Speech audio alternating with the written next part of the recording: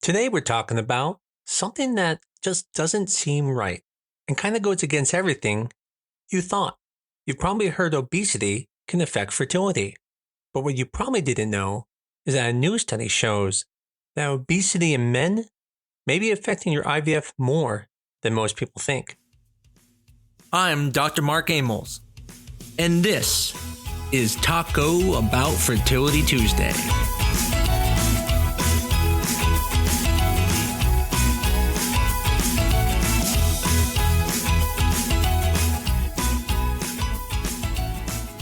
Let's be honest, when you hear about weight and fertility, normally people think about women. And that's because weight sometimes can be associated with a condition that can affect fertility. But guys kind of get a pass. If their sperm looks good, it doesn't matter if they're overweight. We don't really think of that. But now a study has come out showing we should think about that and that our previous understanding may be wrong. So in this study, they looked at 1,398 oocyte donation ICSI cycles, and then they followed 7,846 embryos. And what makes this unique is they used donor eggs. So this allowed them to reduce a lot of the noise from egg quality and really focus on the male factor part of the equation. And what was shocking is that they found that the male obesity was associated with delayed early embryo development, poor inner cell mass quality, and a higher miscarriage rate, even though a lot of the standard IVF outcomes did not look dramatically different. Now, this is shocking because when there's delayed early embryo development, the woman usually always gets blamed. If the inner cell mass quality is not good, again, look towards the egg quality. And miscarriage rates, other than translocations, when do you ever think they look at the men? This was profound. Now, it's important to understand this study was not a study saying every man with obesity is infertile. Matter of fact, by most parameters, even fertilization rates, blastocyst rates, implantation rates, and even clinical pregnancy rates were fairly similar between the groups. But the miscarriage rates were higher when the male partner was obese, about 13.5% compared with 9.5% in the normal weight group, which then translated into an odds ratio of 1.67. Meaning there would be a significantly higher risk of miscarriage in the obese male group, 1.67 times. So that means for every miscarriage in the thin group, there'd be 1.67 in the obese group. Now it's important to know there was a trend to a lower birth rate in that group as well, but the difference was not statistically significant, so we're going to hold off on going deep into that. Again, this is very profound because in biology, we usually think of things as binary when it comes to fertilization. Either the sperm fertilizes or doesn't fertilize the egg. Either the embryo becomes a blastocyst or it doesn't. Or either the pregnancy test is positive or negative. Unfortunately, biology is much more annoying than that. And sometimes when things look good, there may be hidden damage under the hood. Think about this like two cars are about to run a race. One has a healthy engine, the other engine not as good. Maybe it has some more wear. Now, if you only judge these vehicles in this race by whether they started and whether they both made it out of the gate, they would look virtually the same. But once you get further down the track, one of them starts to look a little bit more like they're breaking down. And that may be what the paper is showing us. The start, meaning fertilization, may still happen, the blastocyst may still form, and the pregnancy test may even turn positive, but later on, the embryo may be less resilient, and the risk of miscarriage may be higher than we thought. Now, here's another thing that made this study kind of unique. They looked at time-lapse. By looking at the morphokinetics, they were able to look at things other than just standard grading, such as the time towards development. Morphokinetics means looking at how the embryo develops over time, not just what it looks like in a snapshot, but when it hits its key development milestones. So not just does this embryo have 4 cells in uniform, but how fast did it get there? Was it on time or was it delayed? What they found in this study was embryos from obese men showed delayed development in the early cleavage stages, especially at the 2-cell, 3-cell, 4-cell, and 5-cell stages. And as we talked about earlier, they also found that the inner cell mass was not as good. And that's a problem because that's the fetus. But here's where it gets a little crazy. The sperm looked normal, meaning if they were blinded to the fact that men are obese, they wouldn't even know there was a difference between the men. And this is important because it doesn't just mean, obese men have terrible sperm samples. It's saying, no, they looked pretty much normal. It's only when we looked under the hood that we started to see these differences. That's because I've talked about this before. Sperm is a vector. It's just the way the sperm gets to the egg, but the DNA is what matters. I used to talk about how this is like the pizza delivery guy. You don't care what the pizza guy looks like. You just want the pizza to be good. That's the DNA. Now that simplifies it a little bit, but sperm also carries proteins, RNA, epigenetic information, and with that brings the consequences of the man's metabolic environment. So these men who are obese are probably going to have more oxidative stress. They're going to have more DNA fragmentation and chromatin abnormalities. These things are probably going to affect the embryo development and potentially even the viability of the pregnancy moving forward.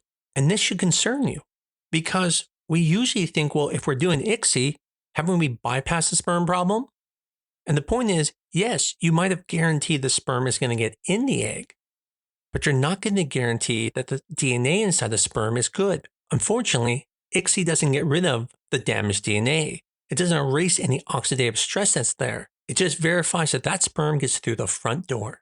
Now, does this mean you have to yell at your partner if he's overweight? Well, not exactly, but it does mean that they can't just put that trophy on the wall because they have a good sperm parameters. I've talked about this in many episodes. A semen analysis is just looking at the morphology of the sperm, but you're not actually putting it through an obstacle course. You're not really finding out the true nature of that sperm by looking at the DNA. But it does lead to the question, how much does male factor affect things when it comes to obesity, even when the sperm looks good? And it's not unreasonable to ask your partner to lose weight, especially if you're running into issues with development of the embryos or having recurrent miscarriages. Now, keep in mind, this study doesn't prove that male obesity directly causes miscarriages in every case. This was a retrospective cohort study, which means it shows association but doesn't actually prove causation. But the study was done well by using donor oocytes and not using men with severe male factor. They tried to even the playing field so they can look at the male factor, such as metabolism, but it's not a perfect study. But also by using donor eggs, it may have actually improved the results. And then maybe with your partner's eggs, it may be worse because they're not going to be as healthy as donor eggs. We know that when we use young women's eggs, they can sometimes help the sperm. We see this with men who are older with younger women. They do better than if they were with women at the same age. And that is irrespective of just the fact that the woman is older. The younger woman's eggs actually do improve the sperm issues. So a young woman with a man who's obese, if this truly is causing a problem, could help some of the sperm issues.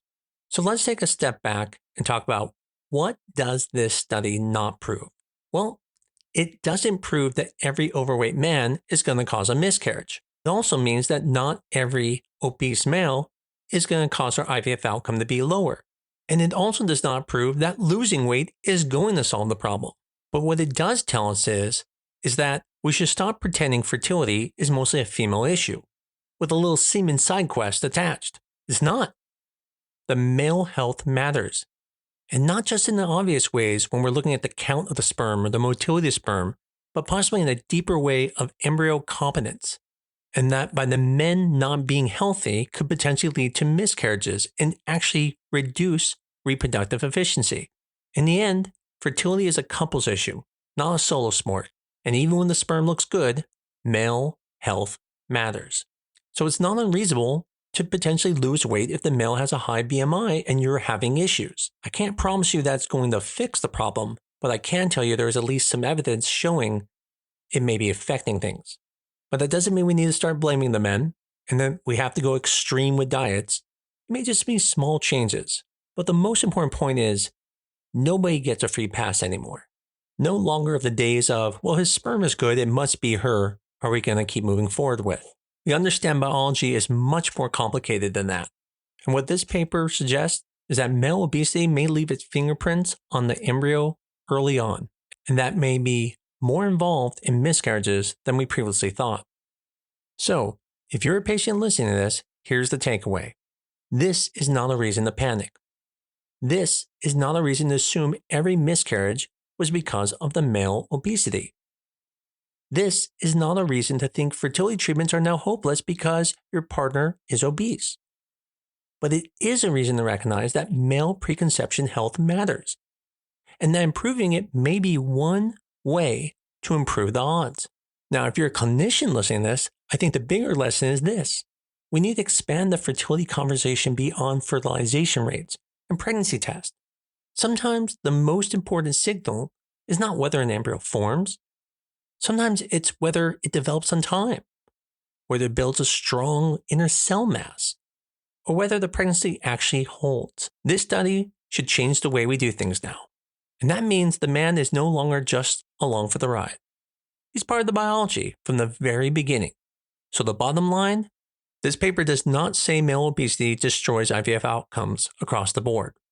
It says something more subtle, and maybe more important. It suggests that male obesity may quietly affect embryo development and increase miscarriage risk even when the usual labs such as a semen analysis look normal. If you're interested in reading this study yourself, you can look at it in Fertility and Sterility. It was published in March of 2026, volume 125, issue number 3. If you know someone who's going through fertility, maybe IVF, this may be for them to know if their partner is obese. Additionally, if you're going through IVF, hopefully this helps relax you about some of the concerns you might have had with your partner's weight. As always, if you like this podcast, please tell your friends about us.